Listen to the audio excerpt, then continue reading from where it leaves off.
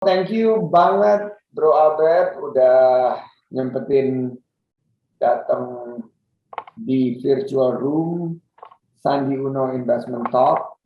Jadi kita ada podcast yang mengcover tentang peluang investasi sekaligus juga transformasi yang dilakukan oleh perusahaan-perusahaan baik di bidang pariwisata maupun ekonomi kreatif dan bagaimana menyikapi tantangan pandemi ini. Bro Albert sebagai founder, sebagai salah satu bagian dari unicorn asal Indonesia, ini truly an honor buat saya, Bro, bisa berpartisipasi malam ini nih. Kabarnya baik ya? Terima kasih Chief atas persediaan waktunya juga Chief. Ini YouTube Sandi Uno TV bicara investment talk ini kita mau cover beberapa hal yang ringan-ringan aja sih di awal. Pertama, sebagai co-founder dari unicorn yang berkaitan dengan travel industry yang betul-betul devastated. How do you manage your day sekarang? Apakah sehektik tahun lalu atau sekarang sudah lebih menemukan ritme? Gimana kiat-kiatnya nih untuk managing kesibukan sehari-hari? Baik, sebagai perusahaan yang kita berfokus ya pada inovasi yang berbasis teknologi, kita juga ada implementasi work from home. Intinya kita bisa allow karyawan-karyawan Traveloka juga work from home. Sebenarnya banyak nih yang work from Bali juga. Jadi ada work from Bali, ada yang work from Jogja. Kalau di Traveloka ini kita ada istilahnya ini workation artinya. Artinya ya selagi work dengan inspirasi pemandangan kita yang bagus ini, tempat-tempat wisata spot yang bagus dan ketenangan ini membantu kita terinspirasi untuk keluarin ide-ide yang bagus.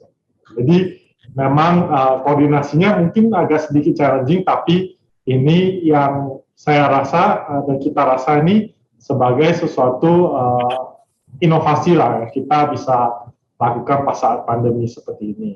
Juga kesempatan sih sebenarnya untuk ada room to breathe. Kalau sebelumnya kan sangat tight dan mungkin tidak ada room to breathe ya. Jadi dengan adanya ini memungkinkan kita terus selalu bertransformasi dan selalu memberikan karyawan untuk meeting atau training secara virtual melalui Zoom juga.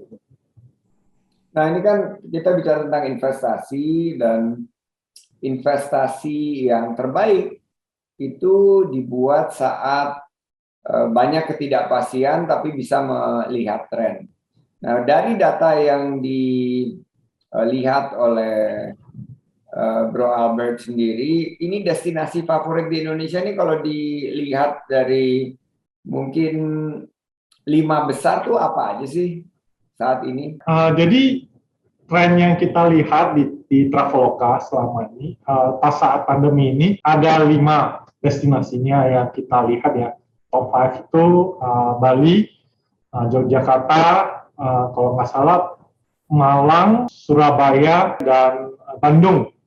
Jadi tren yang kita lihat ini sebenarnya karena ada pandemi ini dan keterbatasan untuk bergerak, jadi orang konsumen-konsumen ini lebih prefer destinasi yang dekat dan juga dalam grup yang kecil. Misalnya mereka sekarang lebih prefer untuk bepergian dengan keluarga dekat maupun teman dekat ataupun individual. Jadi dengan kondisi seperti ini maka mereka lebih prefer seperti perjalanan-perjalanan seperti road trip dan itu sangat berdampak terhadap destinasi wisata yang mereka pilih, yang seperti yang tadi saya sebutkan, yang di Bali, Yogyakarta, Malang, Bandung, Surabaya, jadi itu destinasi yang kita lihat di tren pandemi seperti ini. Dengan kebijakan pemerintah saat ini untuk kembali membuka pintu pariwisata ini, kami pun mendukung hal ini dengan mengedepankan selalu safe travel. Nah, itu sih dari yang kita lihat tren selama ini. Menarik banget ya, kan 5 ini berarti kan Bali always favorite, Surabaya, Malang, Borobudur, Yogyakarta ya, dan Bandung. Ini berarti semuanya bisa dijangkau pakai mobil, bisa pakai kendaraan pribadi, atau kalau naik pesawat tidak terlalu jauh gitu. Jadi ini konsepnya sebetulnya lebih ke personalized, localized, customized, and smaller in size, karena tadi smaller group. Saya ditugasin oleh pemerintah ini kan di 5 destinasi super prioritas. 1 Danau Toba. Danau Toba, kedua Borobudur, ketiga itu Lombok, keempat itu Labuan Bajo, kelima itu Likupang, Manado. Nah, to be honest, dari segi investasi dan bicara mengenai peluang, 5 destinasi super prioritas ini di rankingnya Traveloka sejujurnya seperti apa? Borobudur tadi udah di cover ya, jadi tinggal yang 4 ini. Jujur saja sekarang ini karena keterbatasan dari penerbangan juga dan juga protokol kesehatan yang ketat ini, itu sebenarnya dari kita belum terlalu kelihatan sih dari segi kalau di luar destinasi yang tadi saya sebutkan seperti itu sih, masih belum benar-benar kelihatan ada mainnya sih.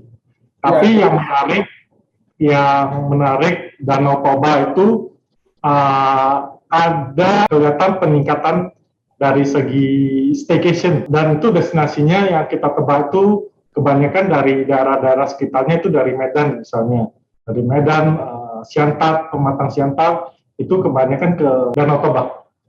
ya, jadi balik lagi ya ke localize. Jadi kalau Danau Toba itu dari Medan, mungkin yang tricky itu Labuan Bajo sama Lombok ya.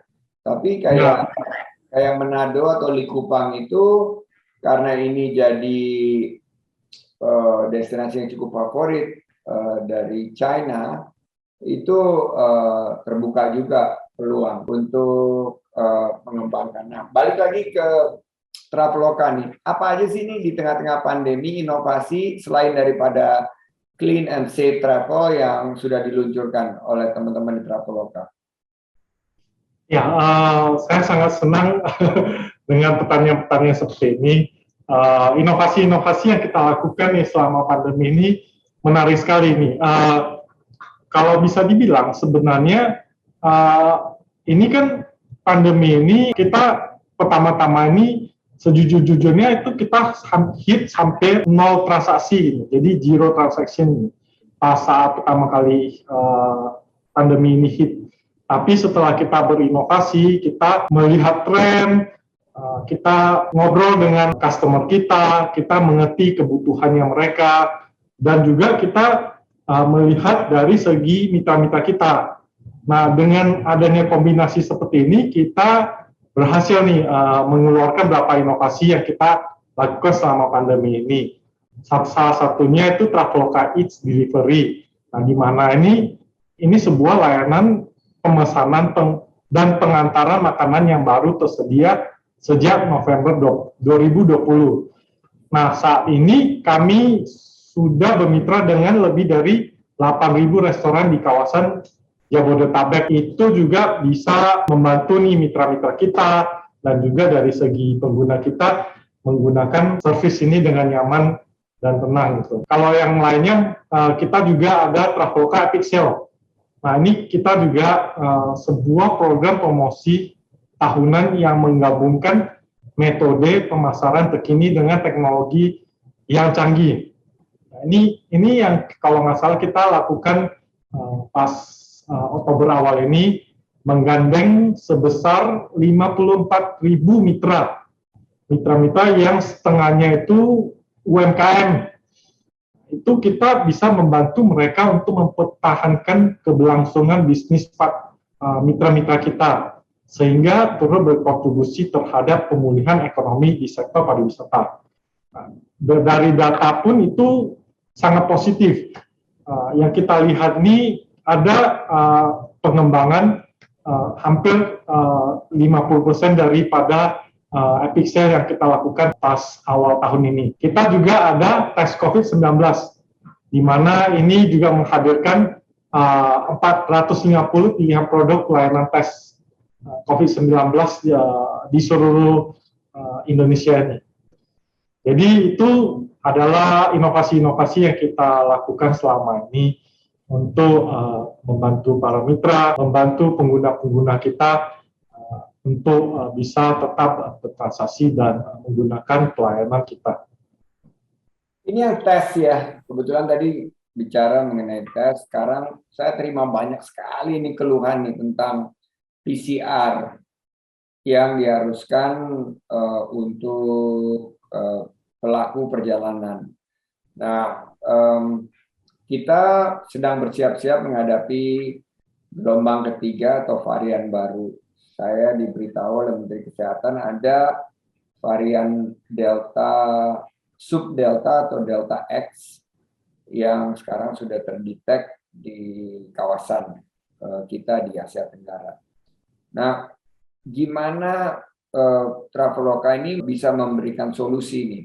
Karena yang dirasakan oleh masyarakat sebetulnya PCR-nya nggak menjadi keluhan utama, tapi biayanya ini, karena biayanya kan cukup tinggi ya, dan kalau dibandingkan dengan negara lain, biaya PCR tes kita ini kategorinya ada di angka yang memberatkan para pelaku perjalanan ini. Nah, ada ide nggak ya bagaimana caranya kita tetap melakukan 3T ini dengan PCR, tapi terobosan apa yang bisa kita lakukan agar pelaku perjalanan ini tidak terbebani? Ya, mungkin saya kasih sedikit gambaran dulu ya.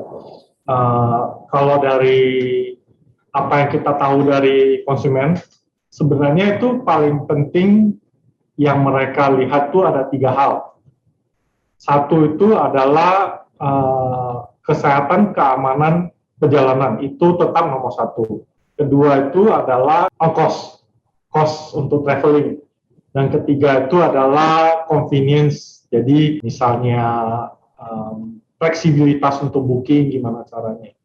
Nah, yang kita lihat tuh paling penting itu satu yang tadi saya sebutkan, itu adalah safety dalam waktu traveling. Nah, kalau kita juga ada program nih, Traveloka Traveling Partners, yang untuk berkomitmen untuk merangkul mitra-mitra kita untuk menerapkan protokol CHSE. Nah, dari sarannya kita bisa bantu untuk mengedukasi ataupun mengkomunikasi bahwa perjalanan ini kita bisa improve dengan adanya progres yang ketat. Ini sebenarnya berguna untuk keamanan dan kenyamanan pengguna. Jadi kita bisa target user-user atau pengguna-pengguna yang mengerti bahwa ini adalah sebuah protokol di mana mereka bisa berjalan dengan tenang, dan hopefully ini bisa meningkatkan keamanan dan juga keniatan mereka untuk berpergian. Nah, kedua yang bisa saya sarankan juga, mungkin kita juga bisa melihat transportasi darat.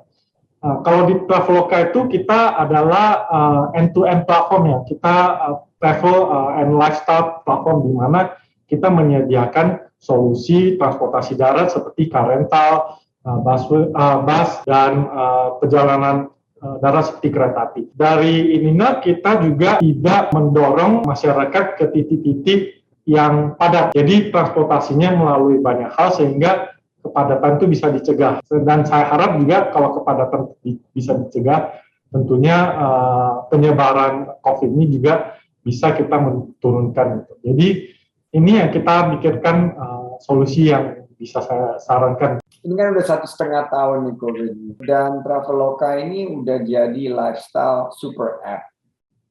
Ini apa maksudnya lifestyle super app? Jadi bukan hanya Traveloka, kan kita pikirnya kan hanya traveling. Tapi ini udah jadi lifestyle super app, berarti gaya hidup gitu. Dan selama COVID ini perkembangannya seperti apa? Jumlah lapangan kerja dan kira-kira traffic yang menggunakan Traveloka ini per hari ini dibandingkan dengan awal pandemi seperti apa? Mungkin saya jelaskan lifestyle super app itu seperti apa. Lifestyle super app ini kita memiliki makna bahwa kami menyediakan layanan end-to-end terbaik dan menyeluruh untuk memenuhi kebutuhan gaya hidup masyarakat yang terus berkembang. Nah, solusi end-to-end ini yang kami tawarkan ini yang mampu untuk memenuhi kebutuhan gaya hidup mereka, mulai dari kebutuhan harian seperti kuliner, ya, eats delivery, menginspirasi gaya hidup, juga ada kebutuhan mingguan. Contohnya itu seperti orang ke bioskop dan aktivitas-aktivitas menarik yang di dalam kotanya sendiri. Juga ada kebutuhan bulanan seperti salon, spa, staycation, pay later, hingga aspirasi jangka panjang pemesanan tiket pesawat dan hotel, dan juga asuransi jiwa dan kendaraan. Jadi kalau bisa dilihat nih meliputi kebutuhan harian, mingguan, bulanan, sampai ke kebutuhan perjalanan jangka panjang. Nah, di sananya kita bekerja dengan mitra-mitra dengan membantu mitra-mitra kita juga di platform Traveloka sehingga ada exposure terhadap 60 juta customer kita, dan itu tentunya terus bertambah dari produk-produk yang tadi saya sampaikan. Itu juga sekarang each delivery, hotel seperti staycation dan pesawat itu yang paling tinggi trennya sekarang. Menarik, ini kan naik, justru sekarang total penggunanya 60 juta users ya, dan sektor pariwisata bisa dibilang cukup terpuruk di tengah-tengah pandemi dan tantangan ekonomi ini. Tapi semua berkaitan dengan situasi COVID. Sekarang COVID sudah melandai, dan saya ingin terima kasih juga Traveloka berpartisipasi di program vaksinasi, dan kita sudah berapa kali ya, Bro Albert ya, di Jogja, di Jakarta juga beberapa kali kita adakan. Nah, ini kan vaksinasi sudah, testing dan tracing kita put in place. Saya mau nanya nih, bagaimana strategi dari Traveloka sendiri dari segi messaging, dari segi narasi untuk meyakinkan masyarakat nih, yuk, kalau kalian negatif, kalau kalian sudah tervaksin, kalau kalian sudah dites, perjalanan ini direkomend gitu loh. Apa maksudnya, travel ke destinasi ini direkomend, itu kan perlu trik khusus. Nah, gimana strategi dari Traveloka untuk get them to travel? Karena Traveloka ini adalah perusahaan yang berbasis teknologi gitu, yang mungkin yang kita bisa sarankan juga itu semuanya itu berinovasi di basis teknologi. Nah, di tengah situasi pandemi ini, kami tahu bahwa masyarakat sudah sangat kangen nih untuk bisa kembali melakukan perjalanan. Nah, di Traveloka juga kami melihat nih ada peningkatan pemesanan, yang terutama yang tadi seperti staycation dan road trip. Nah, udah naik berapa persen, Bro Albert, kira-kira? Lumayan signifikan, Chief. Apalagi pas Epic Sale ya kemarin, itu staycation itu sangat-sangat diminati oleh pengguna. Kalau tidak salah itu setengah ada 1,5 kali lipat dibandingin dari Epic Sale yang kita lakukan. Nah, ini sekarang kalau dilihat dari Traveloka sendiri, apa nih fitur apa yang paling laku nih di kalangan kalau dilihat dari total pengguna sekarang?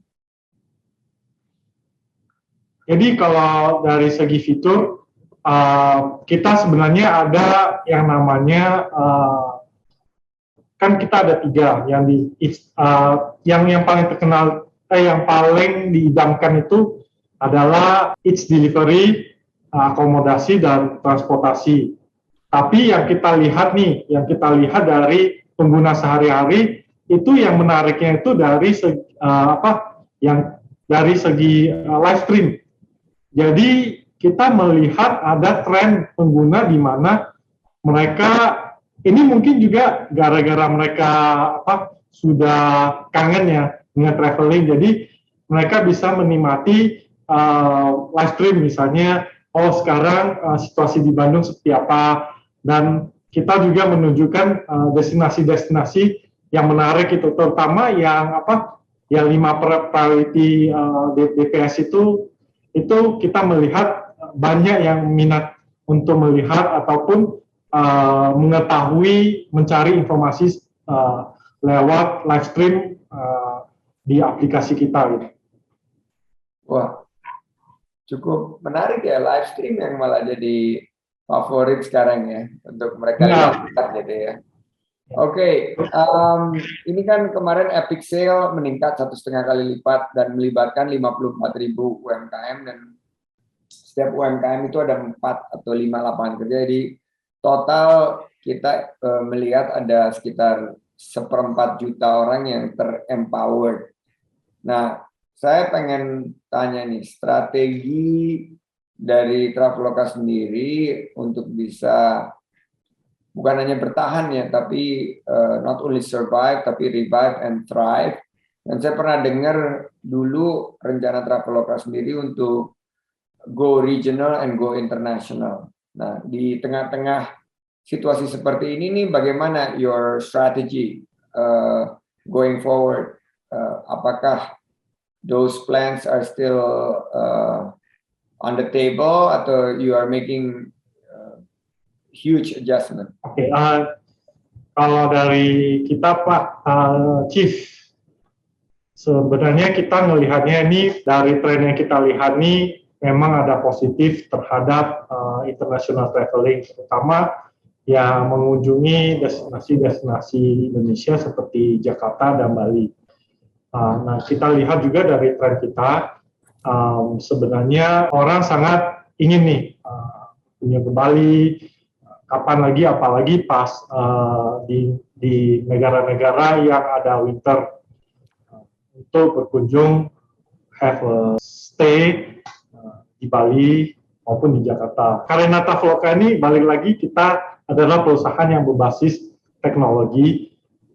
Kita bisa menyediakan produk-produk yang merekomendasikan destinasi-destinasi traveling sesuai dengan lokasi-lokasi masing-masing. Jadi kita menyediakan personalized recommendations terhadap apa yang mereka ingin. Misalnya kalau misalnya orang lagi dari segi negara-negara yang dingin, kayaknya enak nih di pantai, santai-santai. Jadi kita bisa merekomendasikan ataupun memberikan media-media yang menggambarkan orang misalnya santai di pantai gitu. Jadi itu kita sebagai perusahaan teknologi kita memberikan strategi-strategi seperti ini, dan tentunya dengan adanya global company, kita pengen sih memberikan pelayanan teknologi yang sesuai dengan kebutuhan dan keinginan masyarakat di seluruh dunia. Nah, jadi kalau dilihat kan banyak UMKM yang udah jadi mitra Traveloka, dan lebih banyak lagi yang ingin memulai usaha nih, para pebisnis muda yang justru melihat bahwa pariwisata ini akan berkembang ke depan dengan konsep tadi lebih less touch, hygiene, dan localize, smaller group dan lain sebagainya. Nah, kalau dilihat dari sektor-sektor di bidang pariwisata, atau mungkin berkaitan juga dengan ekonomi kreatif, kira-kira where would you put your money? Where would you invest di sektor ini? Banyak sih, banyak sih. Jadi dan kita juga melihat nih ini sebagai kesempatan juga karena yang kita tahu juga memang banyak UMKM yang sebelumnya itu karena pandemi ini tutup. Jadi kita to prospect. Jadi sebenarnya untuk mempertahankan investasi di mana mempertahankan UMKM ini sehingga tidak tutup lebih banyak lagi dan investasi di tempat di mana UMKM ini gara-gara pandemi ini bangkit dengan inovasi-inovasi yang menarik seperti kuliner kitchen yang memberikan delivery misalnya. Jadi itu yang kita berusaha untuk melihat dan menurut saya itu menarik karena dengan adanya ini kita bisa memiliki kesempatan untuk membangun infrastruktur sehingga UMKM ini orang yang mau memulai bisnis ini bisa lebih gampang karena bisa mengakses pasar yang besar melalui teknologi ini. Jadi ini adalah kesempatan yang menurut kita bagus untuk maju dan invest di sana. Nah, saya pengen juga belajar dari Albert tentang waktu membangun awal-awal Traveloka itu kan berawal dari sebuah ide, terus dieksekusi. Nah, ada satu titik di mana kita harus meyakinkan pemodal atau yang memberikan pembiayaan. Can you share 3 tips pengalaman dari Traveloka yang berhasil meyakinkan pemodal baik itu dalam negeri maupun luar negeri untuk berinvestasi di Traveloka dari segi mungkin filosofi dan values-nya. Mungkin tips yang pertama itu yang paling penting sih menurut kita itu adalah founder.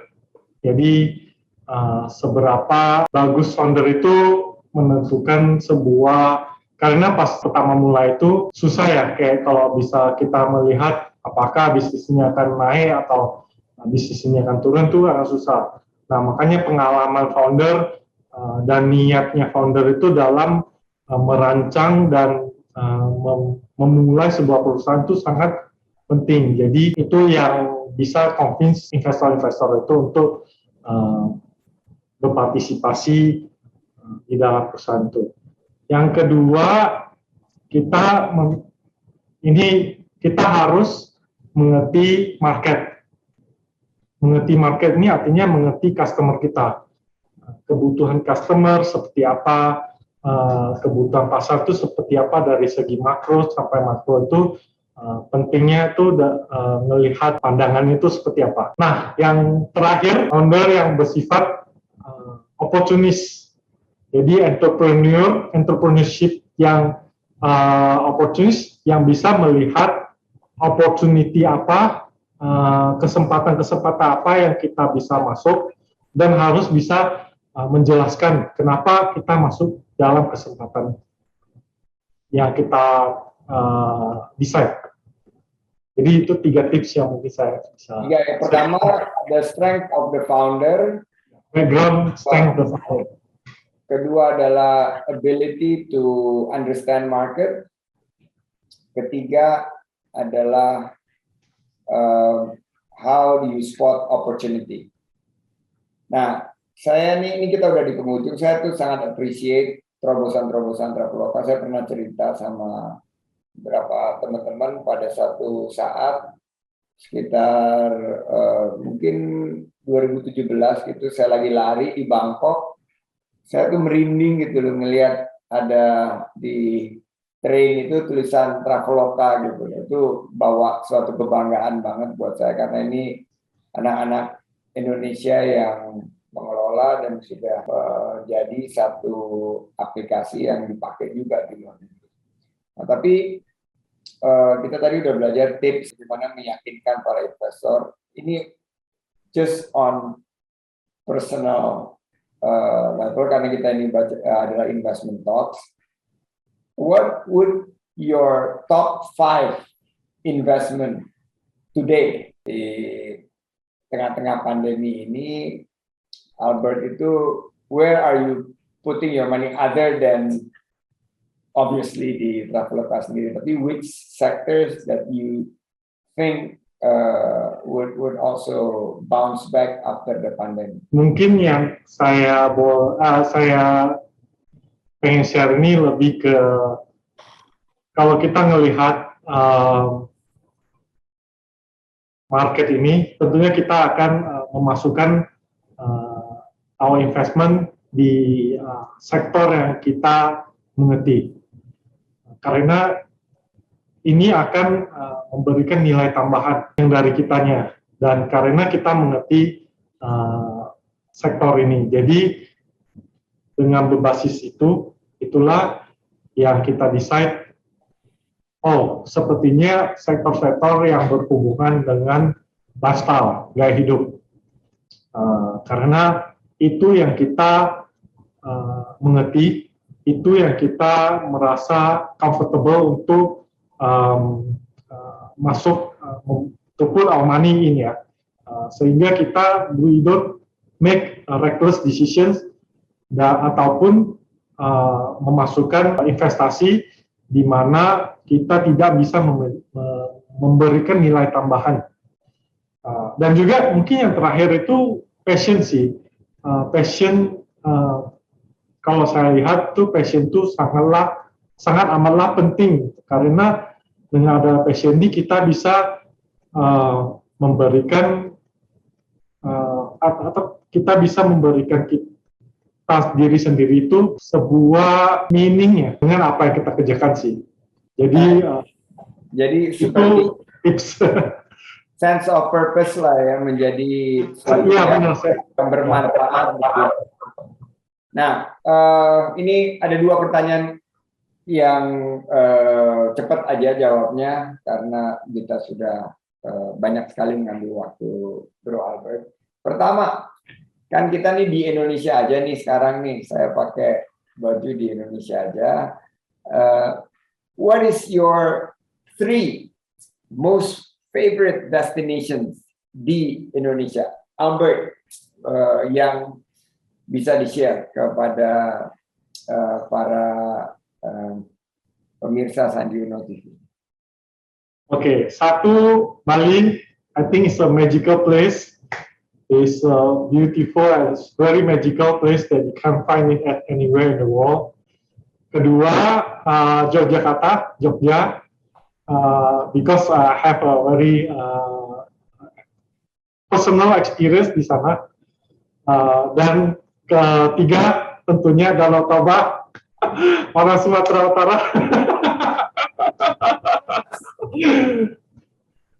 Yeah, okay, Danau Toba, Borobudur, and Yogyakarta and Bali. Finally, kapan nih kita bisa expect Traveloka to go public? Chief, itu tunggu tanggal mainnya aja. Secepatnya mungkin we want to go public. Thank you. Dan kita sudah nggak sabar karena kesuksesan Traveloka adalah kesuksesan pariwisata dan ekonomi kreatif. Now, final words from you. If you wanna advise anything to the government, apa yang kalian expect us to do more di 2022? I think the government has been doing a very good job, and I thank you for that. Terima kasih untuk semua government di Indonesia dengan supportnya. I say keep up the good work. Mungkin kalau untuk kata terakhirnya, Chief, terima kasih banyak, Chief. Semoga apa yang saya share hari ini berguna untuk followers Sandi Uno TV. Sebelum saya pamit juga, saya mau kasih satu pantun kalau diperbolehkan. Hari Jumat pergi ke candi, Cakep. Salam hormat buat Chief Sandi. Iya. Oke. Pagi-pagi memakan nasi. Cakep. Jangan lupa habis itu makan dessert. Cakep. Traveloka memang penuh inovasi. Cakep. Jangan sampai kita nggak partisipasi IPO-nya. Cakep. Terima kasih, sukses untuk Albert and Traveloka and all the great groups. Udah berapa nih sekarang karyawan total di bawah grup Traveloka? Hampir 1.700 kalau nggak salah. Wow. 1.700. Good to see you again, Bro Albert. We'll hopefully see you soon di kegiatan lainnya. Sampai jumpa dan selamat malam. Selamat malam.